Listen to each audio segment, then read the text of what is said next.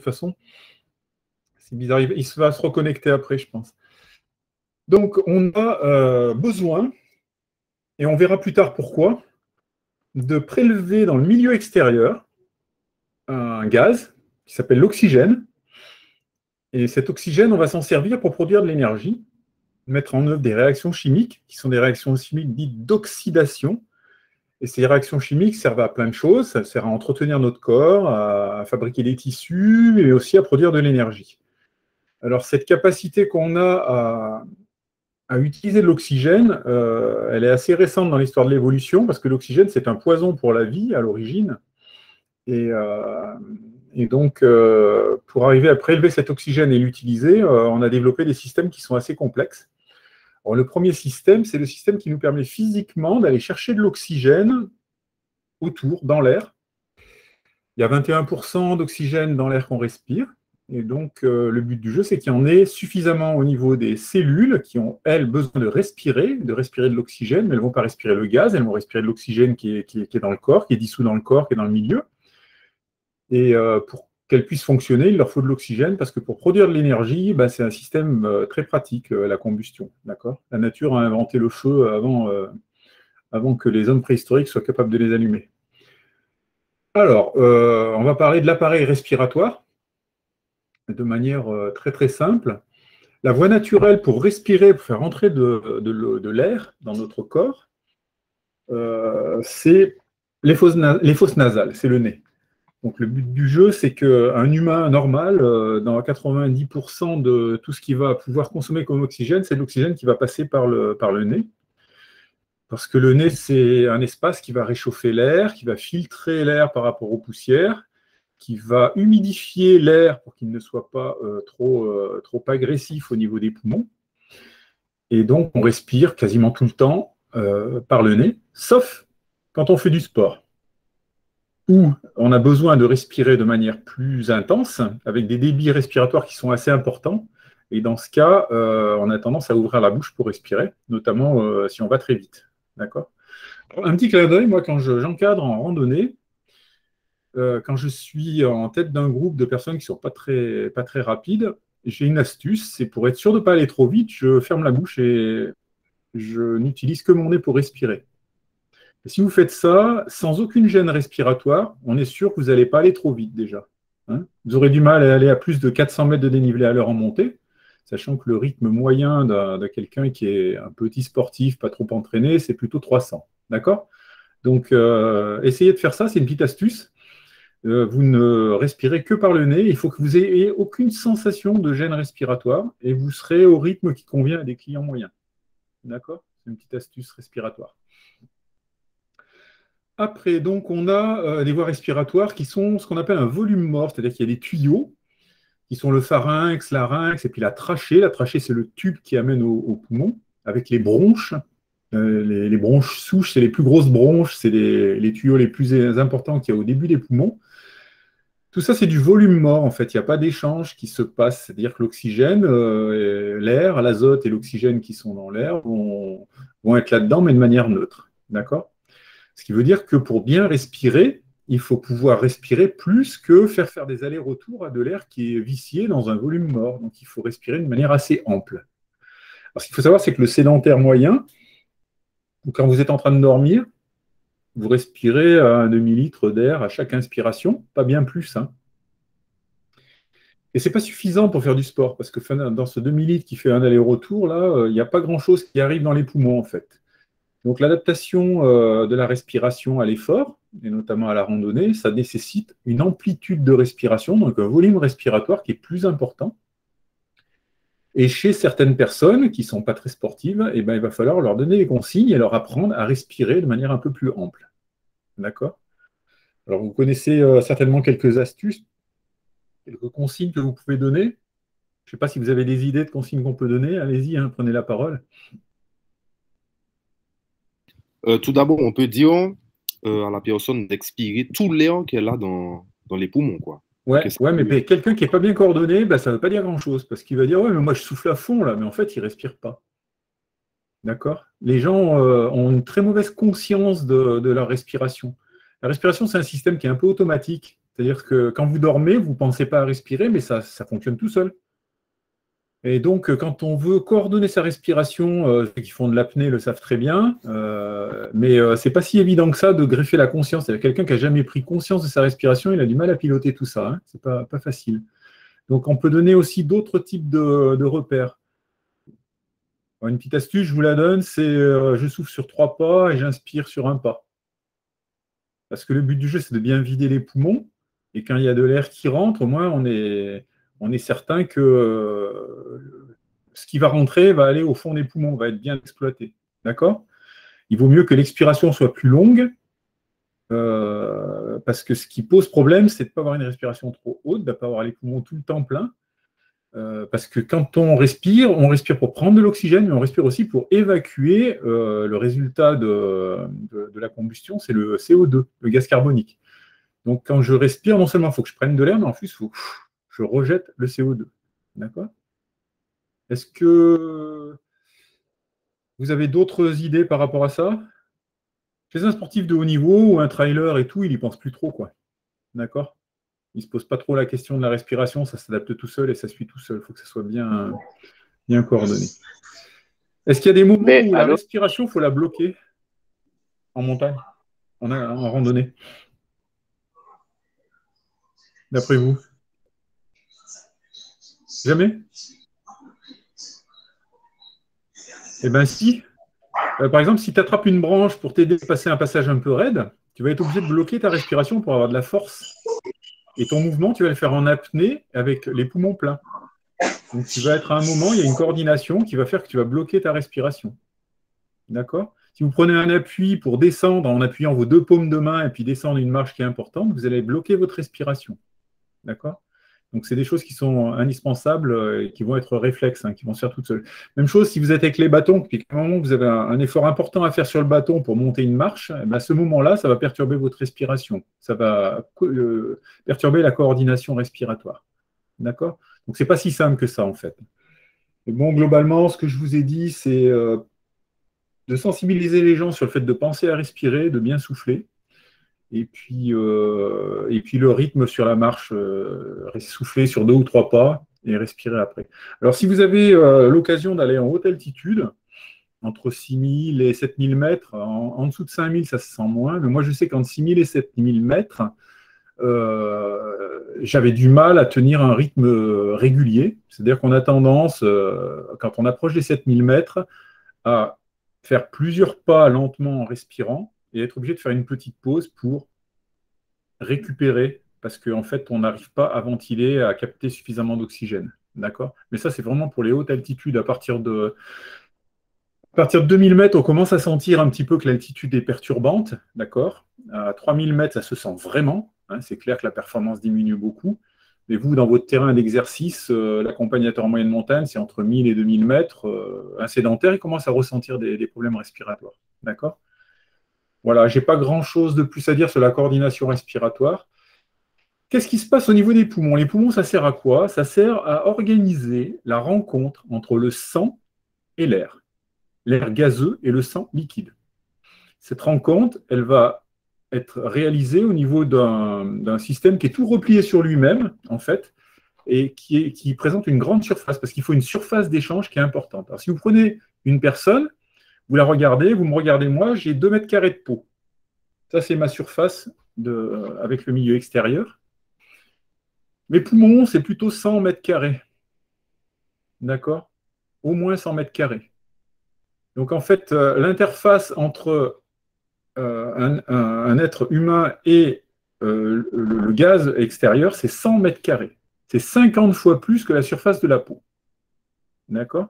Donc, en fait, la nature a mis ça dans un tout petit volume à l'intérieur des poumons. C'est tout bien ficelé, tout bien compacté. Et l'échange, il se fait de manière micrométrique, très très précise, au niveau de ce qu'on appelle les alvéoles pulmonaires. D'accord? C'est une sorte d'éponge, en fait. Une éponge où il y a de l'air et où il y a du sang, avec des petites parois très très fines, qui sont tellement fines qu'elles permettent l'échange et qui sont en même temps très fragiles. D'accord? Donc les poumons, c'est un truc qui est fragile. Si vous allez en altitude longtemps, notamment au-dessus de 5000, déjà au niveau du Mont Blanc, ça commence à se sentir sans trop de problèmes. On peut faire des œdèmes pulmonaires, parce que la pression atmosphérique étant plus faible, eh bien l'interface, et puis en plus, il y a l'histoire de l'air froid, il y a l'histoire de l'air qui est sec, etc. Et on se retrouve avec des possibilités de lésions au niveau pulmonaire. Ça s'appelle un œdème pulmonaire d'altitude. D'accord? C'est une des pathologies qu'on peut avoir qui est distincte du mal de montagne, mais qui fait partie des problèmes qu'on peut rencontrer quand on va en altitude. D'accord? Voilà. Donc, tout ça, ça sert à simplement organiser la rencontre entre le sang et l'air et le gaz. Donc, les alvéoles et les capillaires, au niveau microscopique, vont se rencontrer. Les capillaires, c'est les tout petits vaisseaux. Pourquoi on les appelle capillaires? Parce qu'ils sont petits comme des cheveux. Donc, cheveux, capillaires. Donc, c'est le diamètre des vaisseaux qui est... Alors ici, ce qui est exprimé, ce qui est dessiné, enfin ce qui est représenté, c'est les bronches et les bronchioles, les petites bronches. Donc, c'est tous les tuyaux qui vont amener au niveau des alvéoles. D'accord? Donc tout ça, c'est du volume mort, en fait. C'est un endroit où il n'y a pas d'échange gazeux. Donc ça finit par faire un volume qui est quand même assez important. OK? Et bien sûr, là, cette sorte d'arborescence-là, on peut imaginer la même en vaisseau sanguin, en micro-vaisseaux qui sont les capillaires, en vénules et en artérioles. D'accord? Et ces deux arbres, l'arbre de l'air et l'arbre du sang, vont être interconnectés, interpénétrés et vont permettre l'échange. Ça marche? Vous avez compris le principe? Donc, on va capter de l'oxygène et rejeter le CO2. Si on a trop de CO2 dans le corps, on n'est pas bien. Vous avez déjà essayé de marcher en faisant des apnées?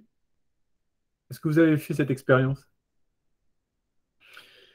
Vous allez augmenter votre taux de CO2. Alors, déjà, vous allez prendre mal à la tête parce que ça fait mal à la tête, d'accord? Mais ça ne va pas durer longtemps. Vous allez avoir une très, très grosse envie de respirer qui va venir très rapidement, d'accord?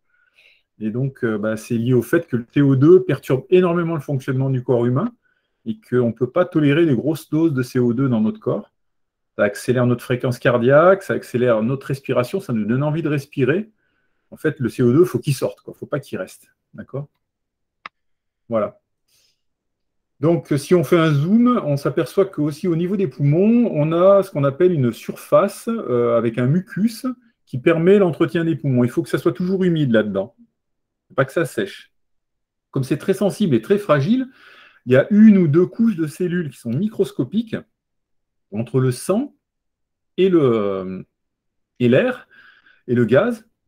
Et donc tout ça, c'est une paroi qui est très très fragile et il ne faut pas qu'elle soit endommagée. D'accord? Il y a des petits fils qui vont prendre toutes les impuretés, les trucs qu'on a respirés. Là, actuellement, on a une qualité de l'air qui est déplorable aux Antilles, et c'est 150 jours par an où on a ce qu'ils appellent une brume de sable, mais c'est aussi la pollution qui vient d'Inde, de Chine et de tous les endroits industrialisés. On respire cette merde, ça va au fond des poumons, et tout ça, ça ressort parce que c'est balayé par ces petits cils qui vont aller vers la sortie, qui vont envoyer toutes les impuretés vers la sortie. D'accord? C'est pour ça que quand on mouche, des fois, c'est pas tout à fait bien clair. Hein. C'est un petit peu, c'est pas toujours très beau hein, quand on respire un peu des poussières. Donc ça fait partie de la protection mécanique hein, du système. Voilà. Donc là, ce qui est représenté, c'est une alvéole, mais c'est moins clair et moins simple que ça, en fait. C'est comme une éponge. Quand on regarde au microscope électronique, c'est comme une éponge. D'accord? Et puis, on va parler un petit peu de la température, parce qu'un accompagnateur, ça va en montagne parfois, il fait froid. Et donc, on a parfois des problèmes qui sont liés à la température de l'air. Respirer de l'air à moins de moins 20 degrés, quand on fait passer cet air par la bouche où elle ne se réchauffe pas trop, elle va arriver à l'entrée des poumons, c'est encore une température qui est quasiment négative, et ça peut endommager les poumons. Donc, une petite anecdote, les compétitions de ski de fond aux Jeux Olympiques d'hiver sont interdites en dessous de moins 20 degrés. Parce que les athlètes vont brasser beaucoup d'air très froid et ça va endommager leurs poumons. D'accord? Donc là, vous n'allez pas faire le UF raquette à neige et tout, mais quand vous organisez des sorties au mois de janvier, qu'il y a du vent et qu'il fait moins 25 en altitude, il faut vraiment faire attention de ne pas faire une intensité d'effort qui est très très importante parce que les gens vont s'abîmer les poumons. D'accord? Il faut bien se protéger du froid. Voilà pour la respiration. Donc là, c'est la respiration, l'aspect mécanique. La vraie respiration, c'est quoi? C'est des cellules qui sont perdues au fin fond de notre corps. Ça peut être des cellules musculaires, des cellules nerveuses, Et elles vont respirer dans ce qu'il y a autour. Et qu'est-ce qu'il y a autour des cellules? Est-ce que vous le savez? Vous êtes une cellule musculaire, vous êtes au fin fond d'un muscle au milieu de votre quadriceps, au niveau de la cuisse, là. Vous êtes loin des poumons et vous allez consommer de l'oxygène. Cette cellule, elle va prendre l'oxygène à quel endroit?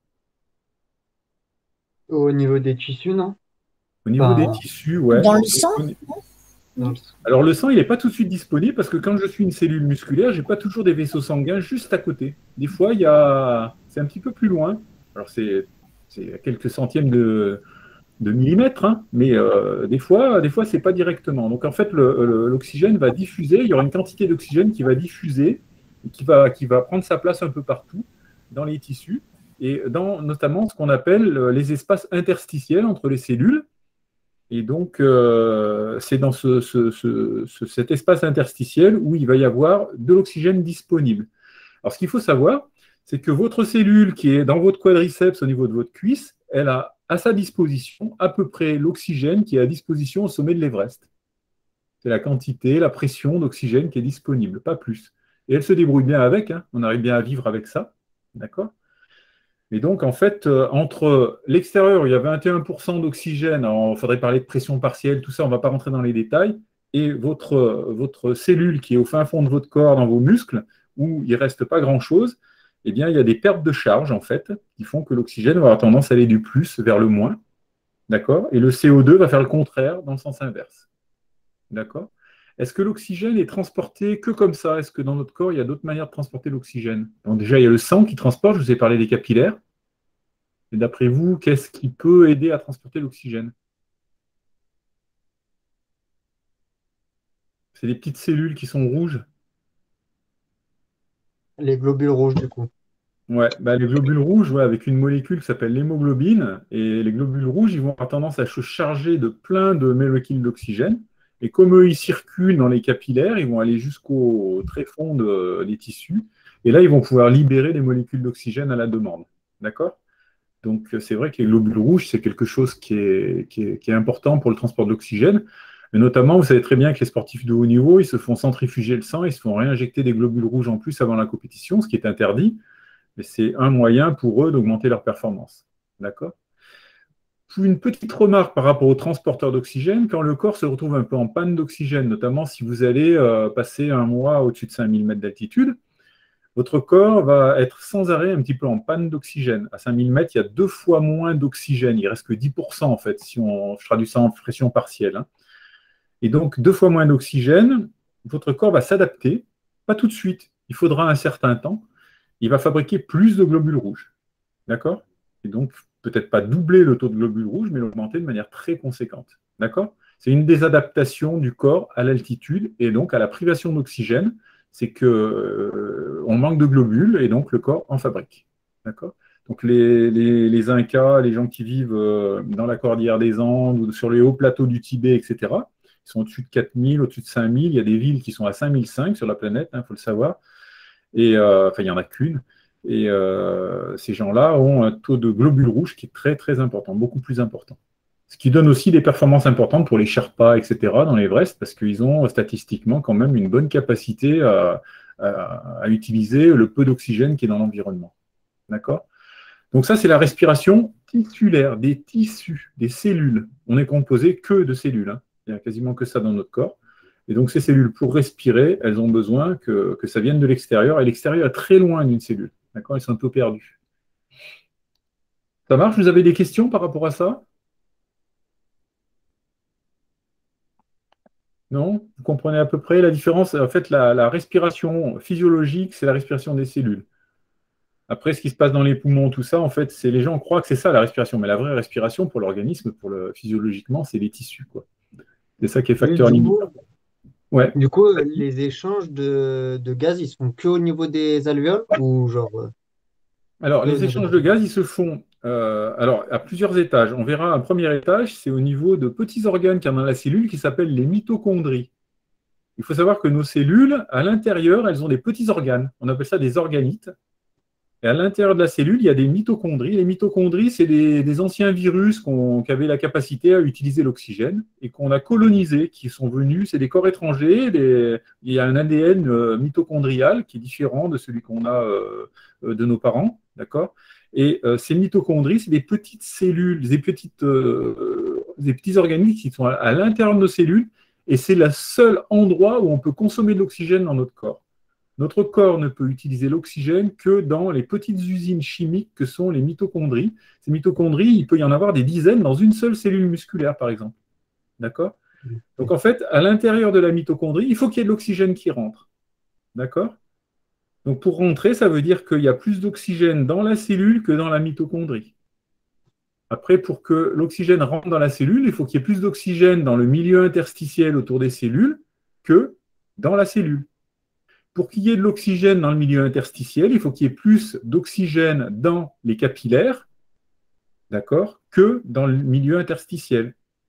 Okay, et pour qu'il y ait de l'oxygène qui passe dans les capillaires, il faut qu'au niveau des poumons, il y ait plus d'oxygène dans les alvéoles pulmonaires que dans les capillaires.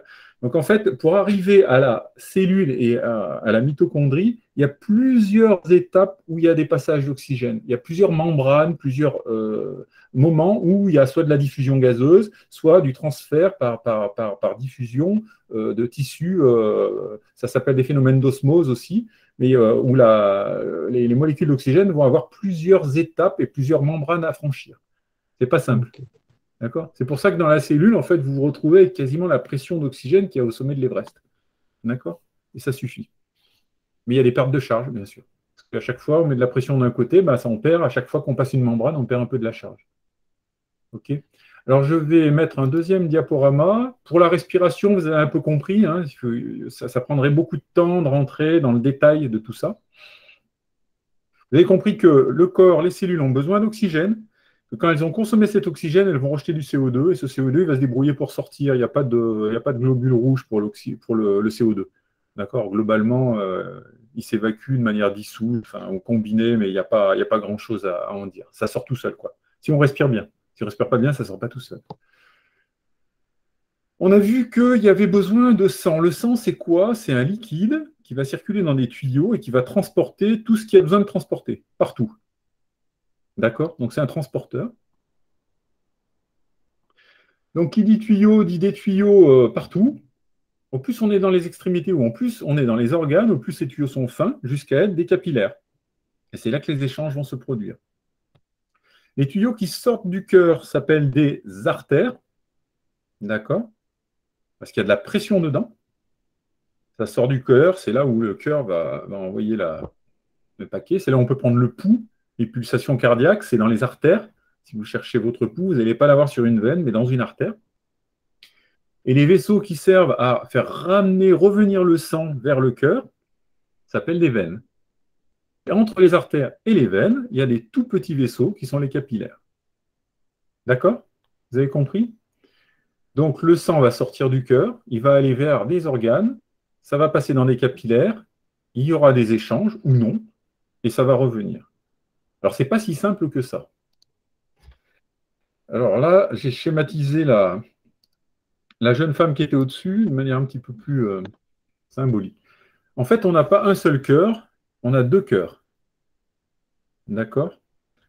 On a un cœur droit et un cœur gauche. Ils fonctionnent ensemble, en même temps. Et chacune de ces deux parties du cœur va envoyer le sang vers une partie du corps. OK? Le cœur droit va envoyer le sang vers les poumons. Donc, dans une artère qui s'appelle l'artère pulmonaire. Alors, ça se passe ici. Là, on a le cœur droit. En fait, il est à gauche parce que je suis face à une personne, donc son cœur droit est à gauche. D'accord?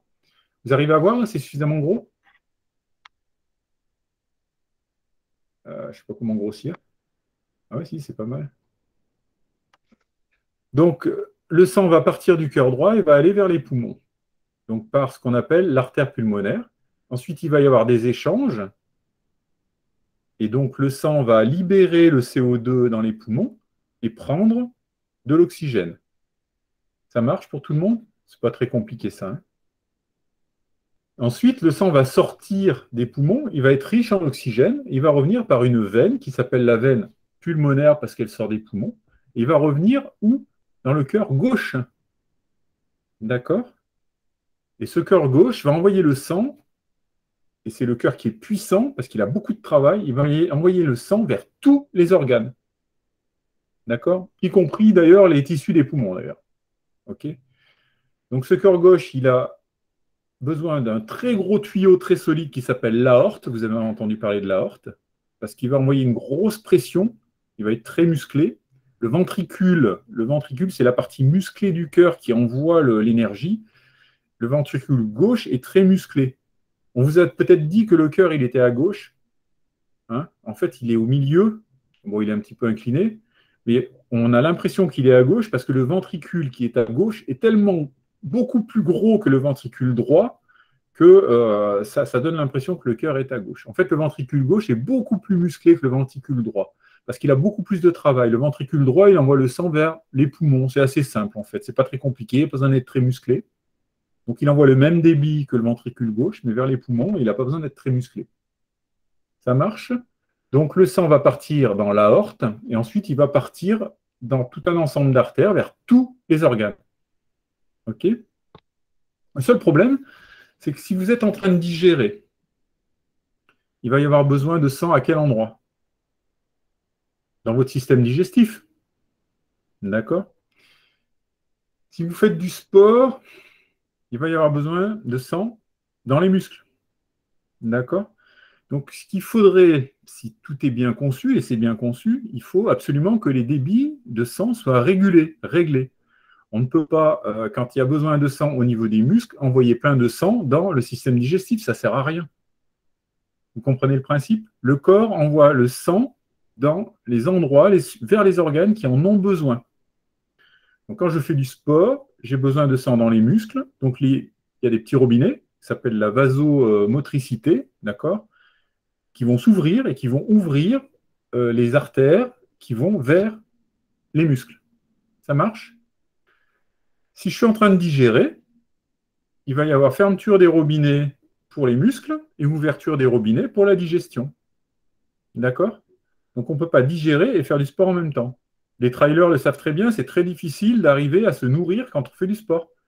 Parce qu'on ne digère pas, en fait. Donc, pour s'alimenter en faisant du sport ou s'alimenter lors d'une randonnée, si c'est un effort un peu intense, c'est très difficile.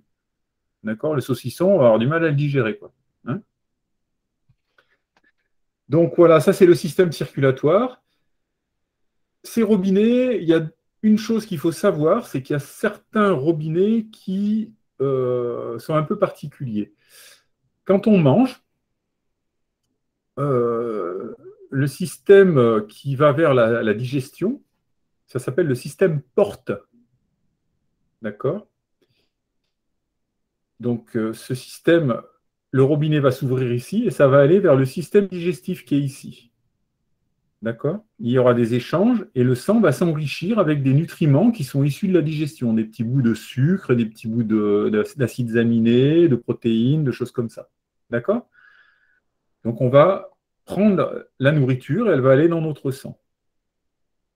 Cette nourriture, et notamment, je pense, on va donner l'exemple du sucre, s'il y a trop de sucre dans le sang, ça pose des problèmes. Donc, il va falloir que ce sucre il soit stocké quelque part. Ce qu'il faut savoir, c'est que derrière le système digestif, il y a ce qu'on appelle la veine porte qui va aller en direction du foie.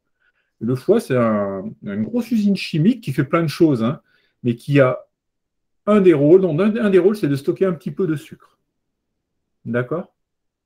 Pas beaucoup, mais un petit peu de sucre. Et puis ensuite, ça retourne dans la circulation normale. Donc, quand je digère, j'ai la possibilité de prendre des nutriments. Ces nutriments ils vont pouvoir aller vers toutes les cellules et le foie va avoir tendance à stocker ce dont il a besoin et une partie du sucre qu'il va y avoir dans notre organisme. Est-ce que ça vous est déjà arrivé en faisant de la rando de tomber en panne de sucre? Oui ou non? Un coup de barre en marche rapide au bout d'une heure, vous sentez que ça ralentit. Ça ralentit très fort. Ça a dû vous arriver, ça. Hein? Vos clients, ça va leur arriver, c'est sûr. Vous faites marcher des gens qui sont un peu sédentaires, au bout d'une heure de marche, le régime va baisser très très fort. Ils vont avoir un petit peu du mal. D'accord? Bon, il va être bien échauffé, donc on a un moment où on appelle ça le deuxième souffle, hein. En fait, c'est un moment où, comme on est bien échauffé, tout est bien en route, ça fonctionne encore. Et puis très vite, on arrive avec le taux de sucre qui va baisser. Si le taux de sucre baisse, le foie va libérer un petit peu de sucre, mais comme il n'en stocke pas beaucoup de sucre, au bout de 2-3 heures, on va finir en panne de sucre. D'accord? Donc c'est pour ça qu'à un moment donné, il faut s'alimenter parce que notre corps n'est pas capable de stocker beaucoup de sucre. OK? Grosso modo, on va dire qu'on a 1 heure de sucre un peu gratuit, même si on en a fait un effort intense. Et à la fin de la deuxième heure, on a déjà bien tapé dans toutes les réserves, hein. D'accord? Donc, quand on marche 5 heures, ben, ça veut dire qu'il a fallu déstocker du sucre, donc dans le foie, et puis il a fallu aller chercher du sucre en transformant un petit peu des graisses. D'accord? Quand notre corps a besoin de sucre et qu'il est en panne de sucre, il ne peut pas en produire beaucoup, il est obligé d'utiliser les graisses pour faire ça. Et comme il ne le fait pas vite, il n'y a pas beaucoup de sucre, donc on ne peut pas faire des efforts intenses. C'est pour ça qu'un marathonien il va moins vite que quelqu'un qui court sur 10 km. Hein, c'est une des raisons principales. Est-ce que tout ça, vous comprenez à peu près ce que je suis en train de dire? Parce que ça fait beaucoup, beaucoup de données en même temps. J'essaye de vous parler des conséquences que peut avoir la physiologie, l'alimentation, par rapport au fonctionnement d'une personne qui fait de la rando, quoi. Donc, vos clients, toutes les demi-heures, il faut qu'ils mangent un petit peu. D'accord? Et si vous faites une pause trop longue, ils vont perdre leur réchauffement et ils vont être maladroits et ça va être très difficile de les réchauffer, il faudra recommencer. Donc, on fait des pauses courtes toutes les 20 minutes où on mange un tout petit peu, toutes les 20 minutes, une demi-heure. Et puis, on s'hydrate aussi parce qu'il ne faut pas se déshydrater. Quand on est déshydraté, on perd énormément en puissance. Ça marche? Après, si vous êtes en trail, la problématique elle est beaucoup plus complexe parce que comme vous digérez très très peu, ça va être très difficile d'arriver à s'alimenter. Le facteur limitant, ça va être une partie, ça va être le sucre que vous êtes capable, ce que vous êtes capable de digérer. D'accord? Si il y a du sucre dans votre sang, vous avancez. S'il n'y en a pas, vous n'avancez pas. Hein, c'est un des facteurs limitants principaux des ultra-trails, par exemple. Donc là, je vous ai parlé de la circulation sanguine et du fait que le sang il va passer dans des organes qui sont importants. Il y a un organe qui s'appelle le rein, et dans lequel le sang va être filtré. C'est là que tous les déchets du corps humain seront évacués. Il n'y a pas de déchets évacués autrement que par les reins. D'accord? Quand vous allez faire la grosse commission aux toilettes, ce n'est pas des déchets. C'est ce qui n'a pas été digéré et qui finit dans la cuvette des WC. Il n'y a que par l'urine, quand on fait pipi, qu'on évacue des déchets. Donc la couleur de votre urine vous renseigne sur le fait que vous ayez été hydraté et non, que vous ayez fait un effort important, hein. Si vous avez fait un gros effort et tout, vous allez voir, ça n'a pas la même couleur que quand vous n'avez rien fait. D'accord? Donc les reins, c'est le système qui est le système de filtration. OK? Très très important. Si vous avez fait des trails ou des très très grosses randonnées où vous marchez 10 heures, vos reins, pendant 10 heures, ils vont filtrer, mais pas suffisamment. Vous allez produire beaucoup de toxines, beaucoup de déchets. D'accord? Et ces déchets ne seront pas filtrés. Donc vous allez vous empoisonner très régulièrement. À la fin d'un ultra-trail, on a des teneurs en acide urique, en urée dans le sang qui sont très très importants. Pour un médecin, c'est carrément pathologique, c'est grave. Il ne faudrait pas faire ça, quoi. D'accord? Mais bon, avec l'entraînement et tout, certains sportifs arrivent à fonctionner avec des taux qui font paniquer les médecins, carrément. Quand on arrête la compétition, quand on arrête l'effort, les muscles s'arrêtent de fonctionner, le sang va dans les reins, et là, il y a filtration. Ça marche? On ne peut pas tout faire en même temps. On ne peut pas faire du sport, on ne peut pas digérer, on ne peut pas filtrer les déchets en même temps. OK? Bon, ça, c'est une des conséquences du système cardiaque. Alors, on va parler un petit peu du cœur. Le cœur, je vous ai dit que c'était 2 pompes, en fait. Et elles-mêmes, chacune des pompes est composée de deux sous-pompes, en fait. Et donc, il y a une pompe qui est puissante, c'est celle qui propulse le sang, donc c'est les ventricules. D'accord? C'est la partie basse du cœur. Et la partie haute, c'est un espace qui est beaucoup beaucoup moins musclé, très peu musclé, et qui sert simplement à préparer le remplissage des ventricules. Il y a le sang qui revient, donc les oreillettes, cette partie qui est supérieure du cœur, la partie supérieure, va collecter du sang tout doucement, et puis ensuite, elle va se contracter pour remplir le ventricule. Et le ventricule, c'est le moteur, c'est là où il y a l'énergie du cœur. OK ? Donc, quand on écoute un cœur, on a deux bruits. On a la contraction auriculaire, puis la contraction ventriculaire. Ça fait toum-toum. Et celle qui est puissante, c'est la deuxième, c'est celle des ventricules. Quand vous prenez le pouls de quelqu'un, vous mesurez l'onde de pression qui correspond à la contraction des ventricules du cœur. OK ?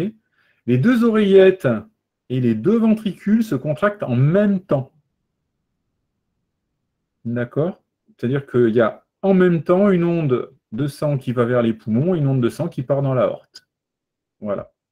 Et bien sûr, pour que le sang ne parte pas dans le mauvais sens, il y a des histoires de clapets anti-retour.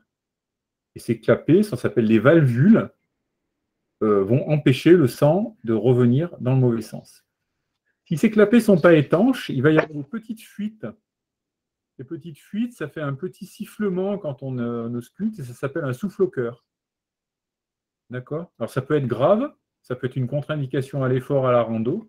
Et ce qu'il faut savoir, c'est que il y a des fuites dans notre cœur, même un sportif de haut niveau, même quelqu'un qui est en bonne santé, un cardiologue qui se concentre un petit peu, il arrive toujours à trouver des fuites dans votre cœur. D'accord ? Si vous allez un jour au cardiologue, demandez-lui si vous avez des fuites, il va vous trouver quelque chose. Il va vous dire, là, il y a une petite fuite, là, il y a ça et tout. Mais ce n'est pas grave, quoi. Je veux dire, même un sportif, ça ne pose pas de problème. Il n'y a que quand c'est important que ça pose un problème pathologique. D'accord ? Ensuite, les échanges au niveau des capillaires, je vous ai dit qu'il y avait des robinets. Alors, ce n'est pas des robinets comme on a en plomberie. Hein. En fait, ces robinets, c'est des petits muscles qui vont être autour des petits vaisseaux sanguins, notamment des artérioles, des petites artères.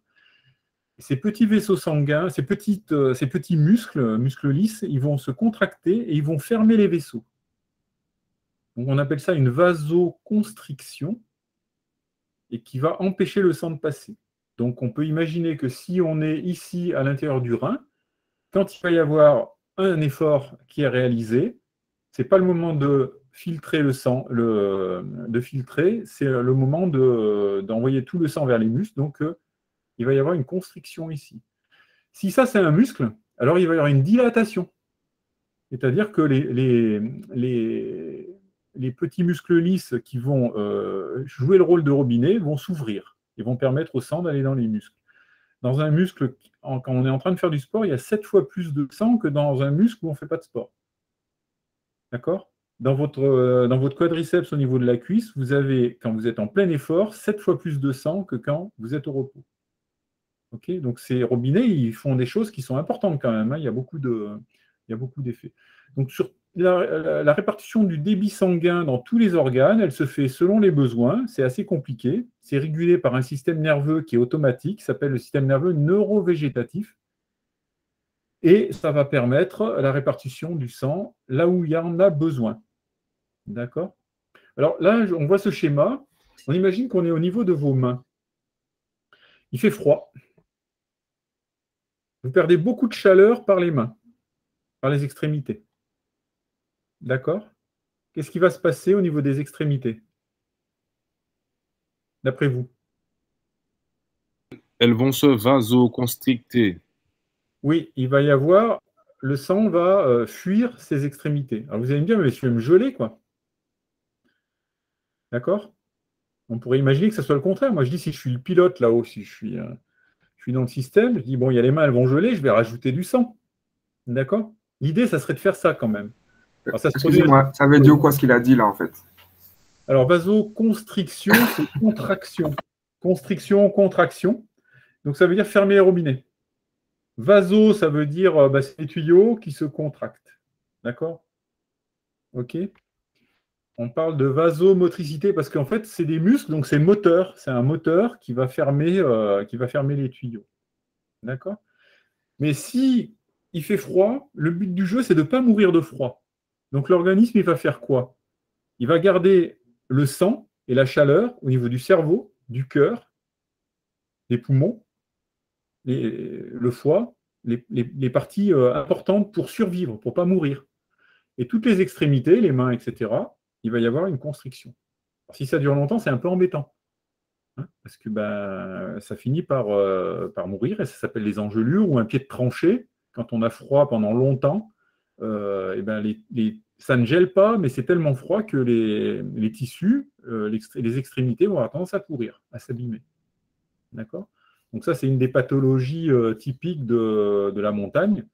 Pas ici aux Antilles, quoiqu'on peut avoir un pied de tranchée, on peut avoir des problèmes on peut imaginer quelqu'un qui passe plusieurs jours à se cailler sous la pluie sur les crêtes sans que personne vienne l'aider, il peut avoir peut-être des problèmes. Ouais.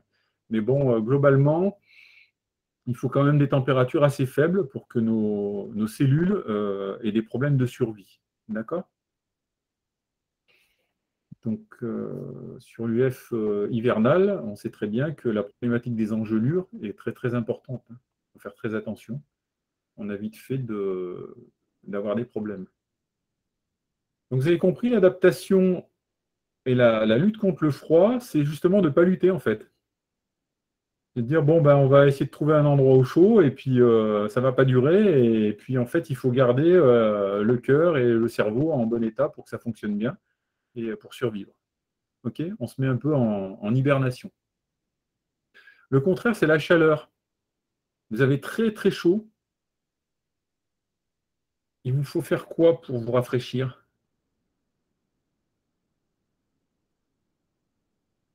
Comment on fait pour se rafraîchir ? Pour réguler sa température quand il fait trop chaud. Alors c'est sûr que c'est la transpiration. La transpiration, ouais. Alors vous avez tous eu l'occasion d'aller vous baigner, de sortir de la piscine ou de la mer quand il y a du vent. Même s'il fait très chaud, il fait très froid, en fait. On est bien d'accord ? Pourquoi ? Parce que quand on est mouillé et qu'il y a du vent, parce que si on n'a pas, et qu'il n'y a pas trop d'humidité dans l'air, eh bien, il y a évaporation. Et l'évaporation, ça fait du froid. D'accord ? Ça génère et ça fabrique du froid. Donc, cette évaporation est le système qui est utilisé pour réguler la température quand il fait trop chaud. OK ? Alors, ce qui veut dire que j'ai trop chaud, donc il faut qu'il y ait de l'eau sur ma peau. Cette eau, c'est quoi ? Elle vient d'où ? Pourquoi est-ce qu'on est mouillé quand il fait très chaud ? C'est pas parce qu'on va se baigner. Hein. Ça vient des pores, de la peau, quoi. La transpiration. Ouais, la transpiration des pores. Ben oui, on transpire. Alors la transpiration, c'est sympa. Ça permet l'évaporation. Donc ça permet de fabriquer du froid. Donc on a du froid au niveau de la peau. Le côté embêtant, c'est qu'on va perdre de l'eau. Donc il faudra boire plus. C'est pour ça que quand on est sous les tropiques, qu'on fait des efforts importants, il faut boire un demi-litre par heure minimum. Hein, c'est à peu près le taf. Un demi-litre par heure, pour une rando de 4 heures, ça fait 2 litres. Si vous partez sur une grosse rando de journée où vous marchez 7 heures, il faudra 3 litres et demi par personne. Et tout de suite, dans un sac à dos, ça fait quelque chose. Hein. Si on ne trouve pas une rivière avec de quoi filtrer l'eau, hein, ça t'a donné soif, Mélanie. Voilà. Donc, vous avez compris le principe. En fait, là, on est en train de parler de la circulation, mais en même temps, ça permet de comprendre comment on va se procéder, comment ça va fonctionner pour faire de la régulation de la température, la régulation thermique. D'accord ? Alors là, je vous ai dit qu'on était au niveau de la peau, ici. On a des petits muscles qui vont ouvrir ou fermer les vaisseaux. Si je transpire, au niveau de ma peau, il faut que les vaisseaux sanguins ils s'ouvrent ou ils se ferment ? Ils s'ouvrent. Il faut qu'ils s'ouvrent pour aller chercher le froid. La chaleur va être à l'intérieur. À l'intérieur de mon corps, il va faire... À l'intérieur d'un corps d'un sportif ou d'un trailer, là, c'est 39,5. D'accord ? Quand vous faites une compétition sportive, vous êtes à 39,5 à l'intérieur de votre corps. La record de température en Guadeloupe ou en Martinique, c'est combien ? 34. Et encore, quand il fait 34, on est écroulé, on ne peut rien faire. Hein. On est plutôt à 30, 31 en moyenne quand il fait très très chaud. En ce moment, là, on est sur des périodes où on a du 30, 31 et il fait très très chaud. Donc l'extérieur, c'est très froid par rapport à l'intérieur de notre corps. Donc c'est déjà bien pratique parce que ça va permettre de faire sortir un petit peu des calories et puis de se réfrigérer. D'accord? Donc le sang, il va aller au niveau de la peau. D'accord? Et c'est pour ça qu'on a tendance à changer de couleur, à rougir. Hein, notamment nous, les métros, hein, on devient tout rouge parce qu'on a trop chaud. D'accord? Ce sang qui est à l'extérieur, il va permettre de sortir l'énergie calorique, donc de perdre des calories, par l'évaporation. Donc le sang va aller se rafraîchir au niveau du radiateur qui est lié à l'évaporation de la transpiration à l'extérieur du corps. Vous comprenez? Ouais? Non? Ben oui. Si tu transpires, ça fait du froid. Si ça fait du froid, c'est au niveau de la peau. L'endroit qui est le plus froid, c'est la peau. C'est pas l'intérieur du corps parce qu'il fait beaucoup plus chaud que le record de température qu'il y a en Guadeloupe ou en Martinique. Et donc, le sang va se rafraîchir à l'extérieur. Après, il va revenir à l'intérieur et il va rafraîchir l'intérieur. Ça circule. OK? La goutte de sang, elle fait le tour assez régulièrement. Hein. C'est assez régulier. Donc là, on a vu les deux manières de faire une régulation de la température. La première qui est de faire venir du sang au niveau de la peau avec la transpiration, comme ça on se rafraîchit. Et la deuxième qui est de faire le contraire pour réchauffer l'intérieur dans le cadre de la lutte contre le froid. Et ces deux événements sont déclenchés par des petits muscles lisses qui entourent les petites artérioles sous la peau, au niveau de la peau. D'accord ? Donc ça s'appelle des systèmes de régulation et qui sont automatiques. Vous ne pouvez pas dire « je vais transpirer exprès ». Vous pouvez penser à des trucs qui vous font peur et ça va vous faire transpirer. Mais c'est de la triche, d'accord? Et vous ne pouvez pas dire « je vais transpirer exprès pour arriver à lutter contre la… » Ça se produit tout seul. Bon, un petit clin d'œil, les capillaires c'est tout petit, d'accord? Et les globules rouges c'est très très petit et ça peut aller jusqu'au fin fond des petits capillaires, d'accord? Ça c'est vraiment microscopique. Vous avez vu l'épaisseur du vaisseau sanguin, c'est rien du tout, quoi. Hein, c'est vraiment très très fin et très fragile. Si vous tapez, ça fait un bleu. Pourquoi? Parce que ces petits vaisseaux ils cassent et donc vous vous retrouvez avec du sang qui va fuir et ça va faire un bleu. C'est un hématome. Ok? Bon, globalement, en un quart d'heure, c'est difficile d'en dire bien plus sur la circulation. Quand il y a besoin de faire du sport, une petite remarque quand même, la fréquence cardiaque, elle augmente. Pourquoi est-ce qu'elle augmente? Pour envoyer du sang vers les muscles. Ouais, mais parce qu'il y a besoin de beaucoup de sang. Puis il y a l'échange des poumons. Mais ouais, donc en fait, comme on va consommer beaucoup d'énergie, on va consommer beaucoup d'oxygène. Pour produire beaucoup d'efforts, il faut beaucoup de sang. Et donc, on va augmenter la circulation sanguine. Le débit qui est lié au cœur va augmenter. D'accord? Quand votre cœur il est au repos, il bat à combien? À peu près, quand on est à peu près sportif. 60. 60. Vous savez prendre votre pouls? Ouais. Si vous ne savez pas, vous allez sur Internet, vous regardez une vidéo YouTube, vous apprenez à prendre votre pouls ici. Alors, ça ne se fait pas comme ça se fait comme ça et ici. Ou ici. D'accord? Et puis, vous vous amusez à mesurer ça. Et puis, autrement, c'est très bien, vous avez une montre connectée et vous prenez avec votre montre. C'est pas très précis, mais ça marche quand même pas trop mal. Ou avec un cardiofréquence-mètre que vous avez en ceinture de torse et qui est couplé à votre montre ou à votre téléphone. D'accord? Vous devez savoir quelle est votre fréquence cardiaque et être curieux par rapport à ça. Maintenant, quand vous faites du sport, de la rando et tout, il faut que vous sachiez où vous en êtes par rapport au rythme cardiaque. C'est super important. Donc, globalement, quand je suis en train de faire la sieste, je suis entre 50 et 60 si je suis sportif. Allez, entre 48 et 65 si on est sportif. Quand je suis assis, que je suis en train de faire quelque chose qui est un peu intellectuel en ce moment, ça va monter. Hein, je vais être plutôt à 70. Hein, je vais prendre des chiffres qui correspondent à peu près à ce qui m'arrive à moi et à la moyenne des sportifs. Hein. Si je marche, je vais être à 80, 85, 100. Si je cours doucement ou si je fais de la randonnée, je vais être à 120. D'accord? Et si je fais de la compétition avec une grosse intensité, je vais être à 180. Donc, je vais passer de 60 à 180. Je vais multiplier par 3 le débit sanguin. Parce qu'à chaque fois que le cœur bat, il envoie une quantité de sang. C'est à peu près toujours à la même chose. Hein, ça ne change pas grand-chose. Et donc, je vais multiplier par 3 la puissance et la quantité d'énergie disponible, la quantité d'oxygène disponible. Globalement, c'est à peu près ça.